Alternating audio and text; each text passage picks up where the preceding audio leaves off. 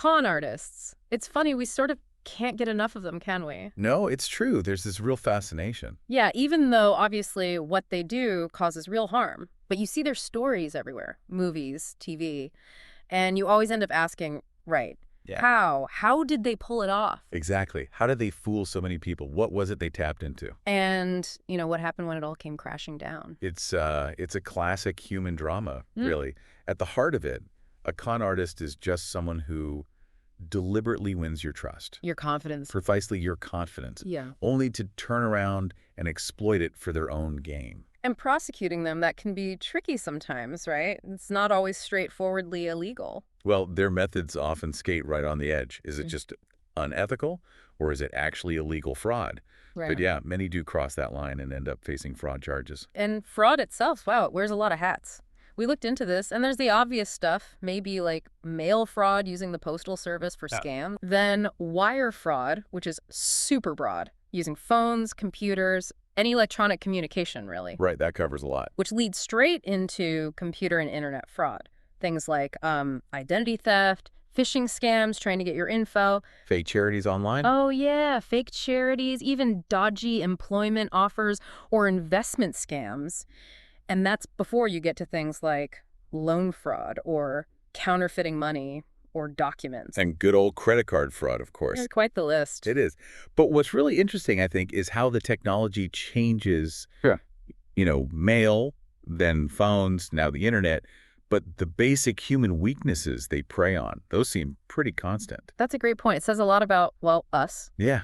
Psychology, trust, how we interact. Okay, so that's really the goal for this deep dive. We've dug into some of the most infamous con artists from history. The big names and maybe some you haven't heard of. Yeah, and we want to unpack their methods, see what made people tick, or rather what made people fall for it, Right. and, how they eventually got caught. Because they usually do, Yeah. eventually. Right. These stories, they're entertaining, sure, but they also show you just how clever deception can be and maybe how fragile our own trust can be sometimes. Definitely a cautionary tale aspect. Okay, let's kick things off way back. We're talking New York City, late 1840s, a guy named William Thompson. William Thompson, yeah. His approach was, well, incredibly bold Well, and simple. simple is right. He would just walk up to strangers on the street Total strainer. and ask them if they had the, quote, confidence to lend him their watch until tomorrow. Just like that. Hand over your watch. I mean, you'd think people would just laugh or tell him to get lost, right? A Right. stranger asking for your pocket watch. You would think. But apparently he was pretty successful at it.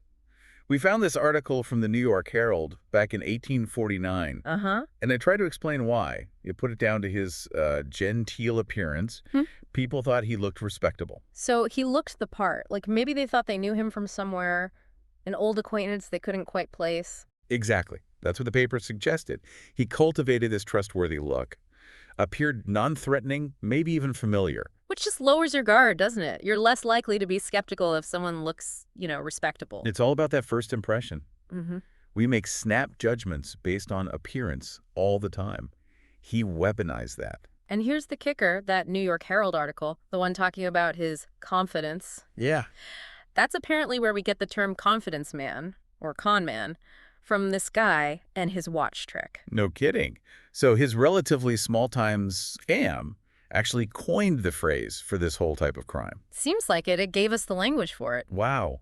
So even if his cons weren't huge, financially speaking, he left a real mark on the vocabulary of crime. He really did.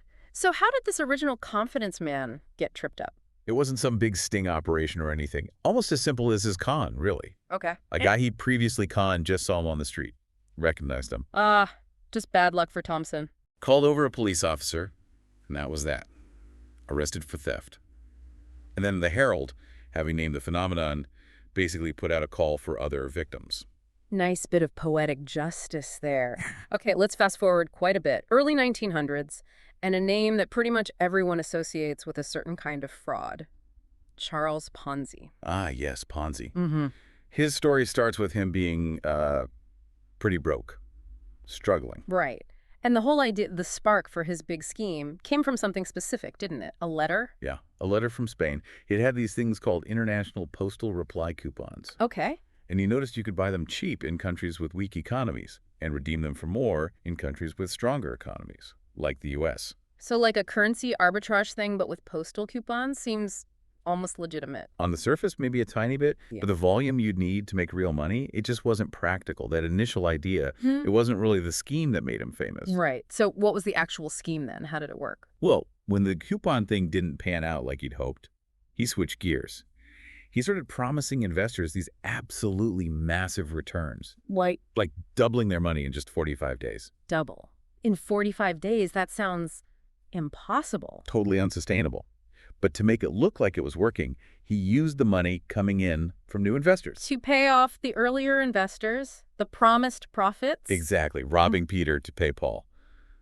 Classic structure. And those early investors, they get paid, they're thrilled, they tell their friends. Creates this buzz, this sense of get in while you can. Social proof. And it just snowballs. Our research said he pulled in something like, what, $15 million? Yeah, around 15 million from maybe 40,000 people. In just 8 months. That's incredible for that time period. It's staggering. That lure of getting rich quick, it's powerful. People want to believe it. So what popped the bubble, these things always burst eventually. They do. It actually started with a lawsuit. A guy named Joseph Daniels sued him. And that lawsuit got the attention of the Boston Post newspaper. They started dicking. The press got involved. Yeah. And once they, plus the postal inspectors and other authorities started asking tough questions, the whole thing just imploded. And he got convicted. Convicted of mail fraud, yes. Spent time in prison. And the irony, this guy who handled millions, Yeah. he died almost penniless. Like $75 to his name. Wow. A stark ending. And now his name is literally the definition of that kind of scam. A Ponzi scheme. His lasting, infamous legacy, it really shows how easily that promise of huge, fast returns can hook people, especially when they see others apparently succeeding. Definitely. Okay, let's pivot now. Different kind of con, maybe. More about belief. Sylvia Browne. The celebrity psychic. Yeah. Yeah, many people will remember her. Had her own radio show, lots of TV appearances. Montel Williams, Larry King. Right, big platform. And her whole business was based on claiming psychic powers, right? Yeah. Talking to the dead. That was the main claim, yes. Communicating with spirits. And people paid handsomely for it. Reports say around $700 for a 30-minute reading. $700 for half an hour. Wow. People must have really wanted to believe. Desperately, in many cases. Seeking comfort, answers. But how accurate was she really? Our sources mentioned an investigation. Yes, by the Skeptical Inquirer magazine. They looked at, I think it was 115 cases where she'd offered psychic information, often to police or families of missing persons. And the results? Their finding was, well, 0% accuracy, verifiable accuracy. Zero, not even one hit. According to their review, no. They found 25 cases where her predictions were proven flat out wrong.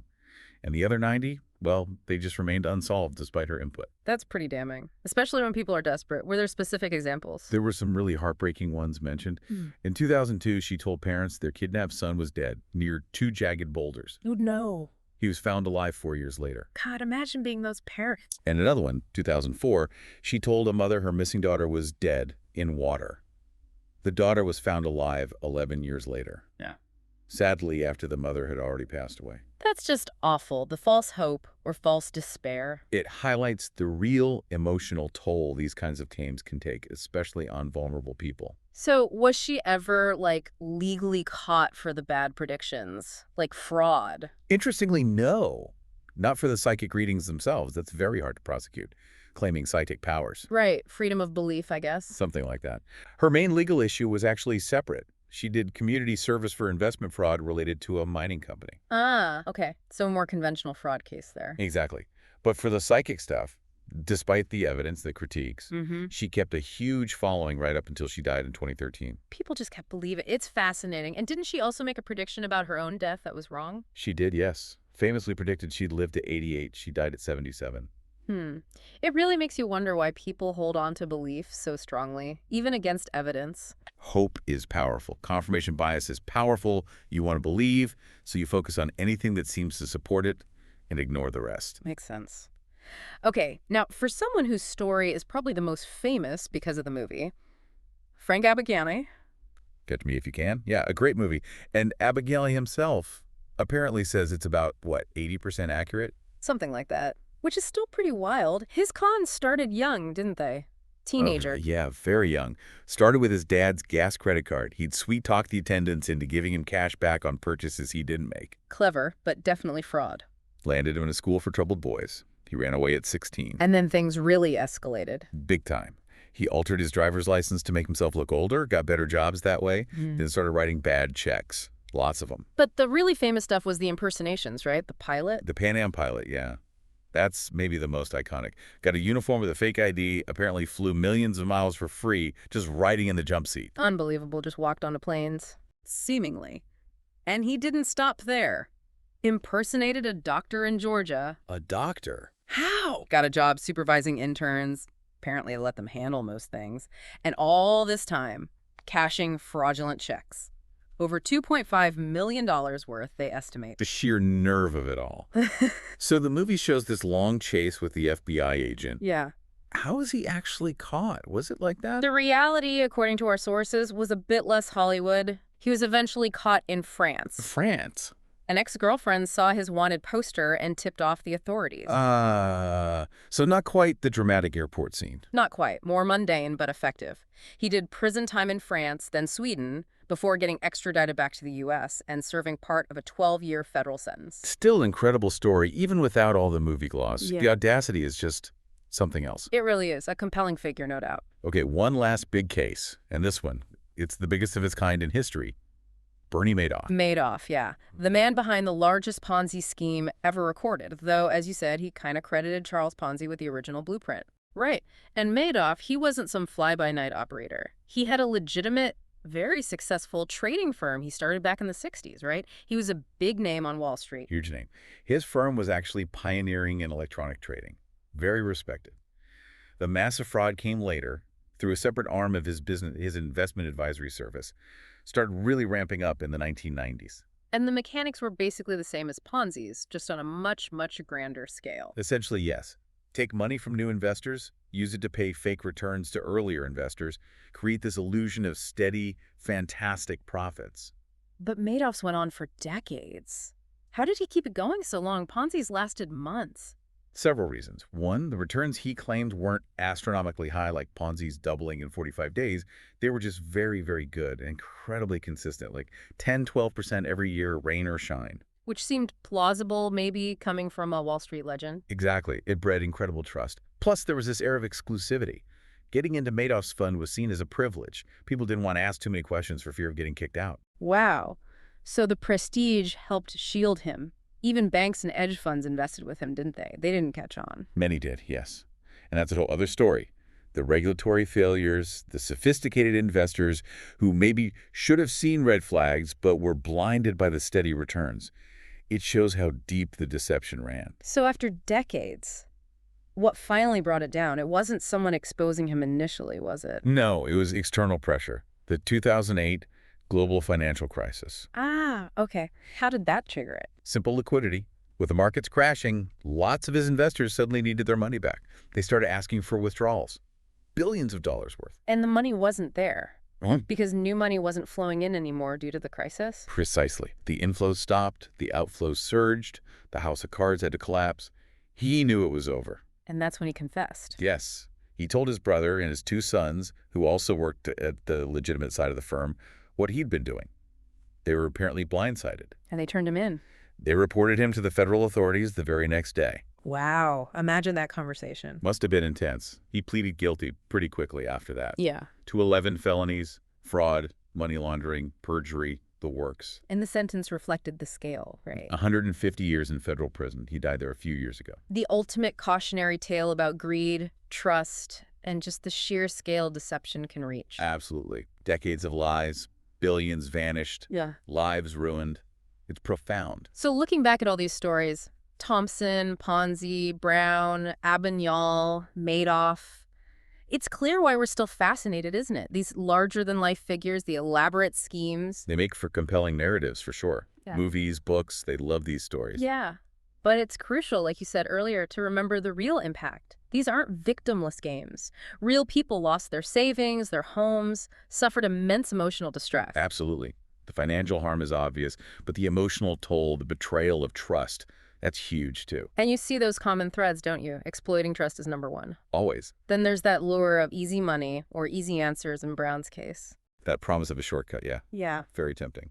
And ultimately, consequences.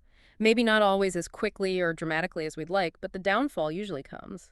It does seem to catch up eventually, so it really leaves you thinking, doesn't it, about the psychology, what makes us vulnerable.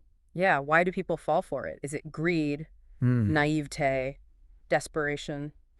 Probably a mix of all those things. And maybe sometimes just wanting to believe in something good or someone who seems trustworthy. How does our need for connection or security sometimes cloud our judgment? That's a deep question. And in today's world, with information and disinformation flying everywhere, how do we get better at, critical thinking, spotting the potential con? It's vital. Maybe understanding things like cognitive biases, like that availability heuristic you mentioned. Yeah. We overvalue vivid stories like tales of easy riches, making us think they're more common or achievable than they are. Being aware of that might help us pause. That's a really useful takeaway. Pause and think critically. So the final thought maybe is, what does this enduring fascination we have with con artists actually reveal about us? About our society's values, maybe even our own hidden vulnerabilities? Definitely something to mull over.